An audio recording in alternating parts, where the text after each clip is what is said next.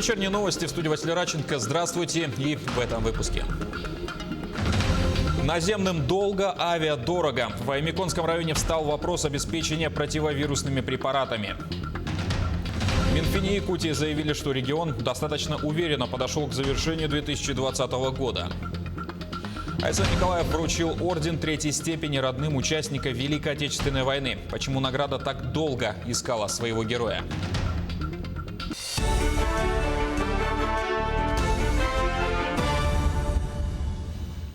За сутки в Якутии выявили 203 новых случая заболевания коронавирусом, 32 из них носители. Таковы данные регионального оперштаба.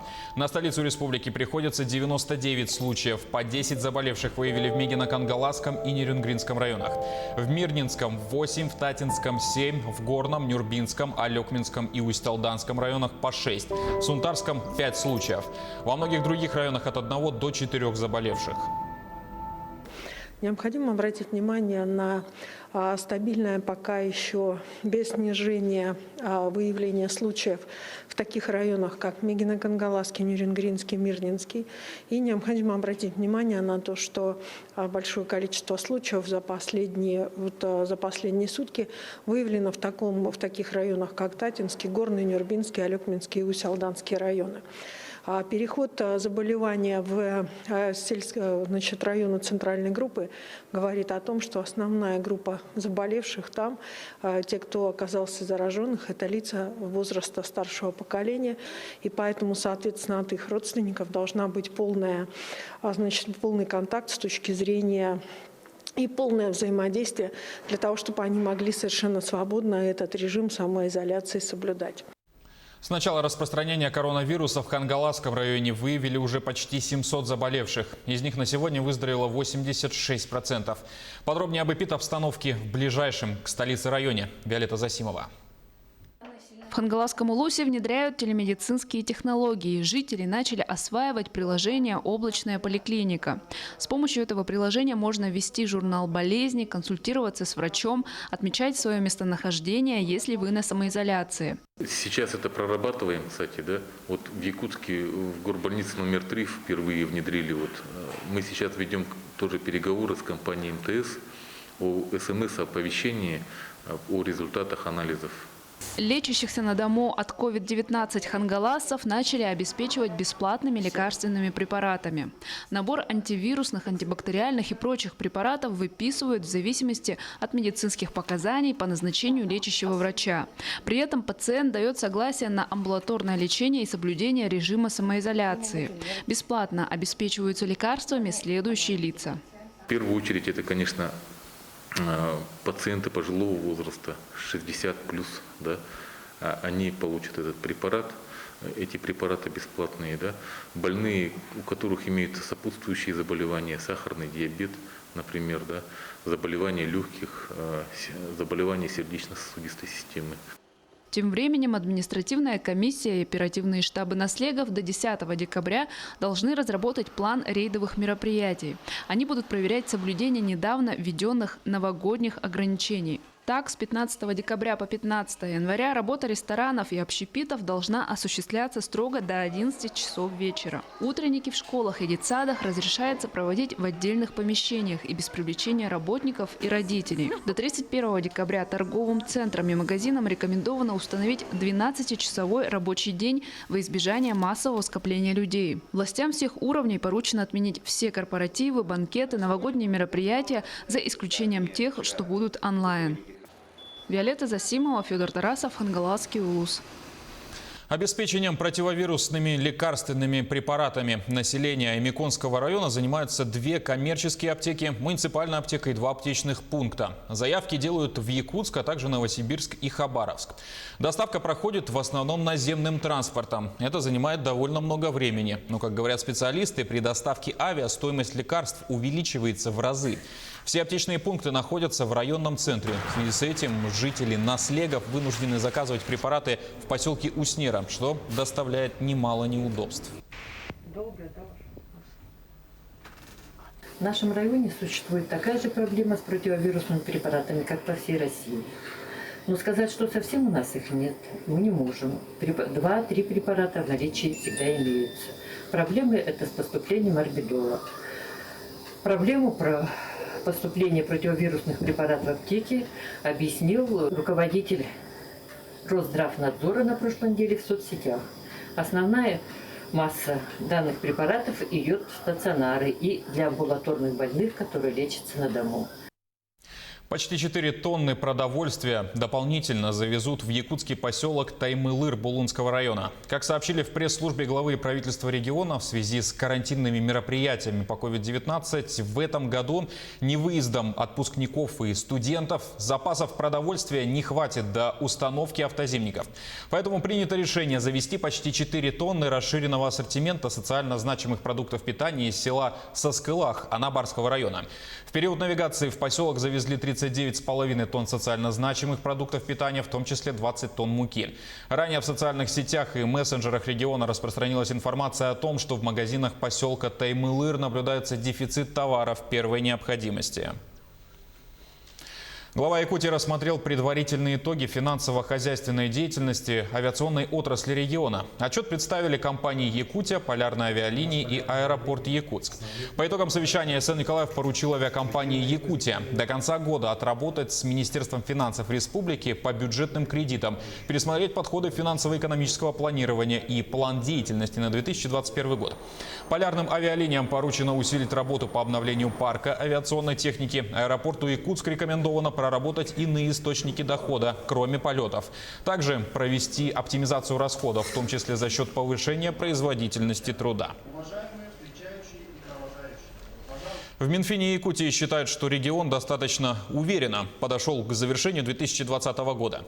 Напомним, что 1 декабря Госсобрание Илтумен на пленарном заседании приняло поправки в закон о госбюджете республики на 2020 и на плановый период 2021-2022 годов.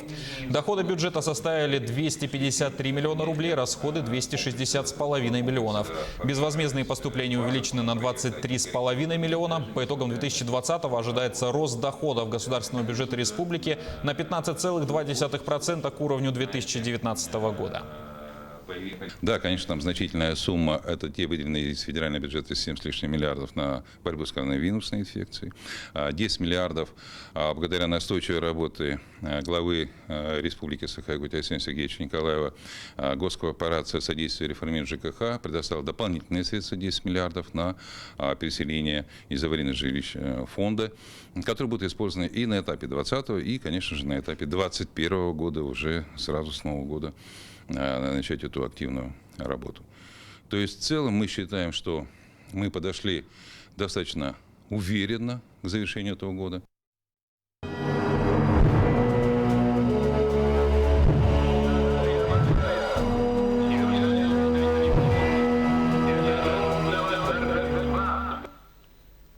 Сегодня глава Якутии СН Николаев вручил орден 3-й степени родным участника Великой Отечественной войны Тита Васильева, который воевал на озере Ильмень. Как награда искала своего героя, почему вручена лишь сейчас? Материал Дмитрия Тымырова. Сегодня поистине знаменательное событие для семьи Васильевых из Сунтарского улуса. Они, наконец, получили государственную награду своего отца, участника Великой Отечественной. Награда искала своего героя долгих 76 лет. Пришлось вручать посмертно. Он в 1942 году призывался, и в озере Ильмень воевал, и потом на Прибалтике воевал, и этот орден получил, и награждали. И мы вот через 76 лет мы готовимся получать. Они 5 сыновья все перезвались на войну. Это где-то в 41 году, 42-м, 43-м. И наш отец в 42 году это перезвался.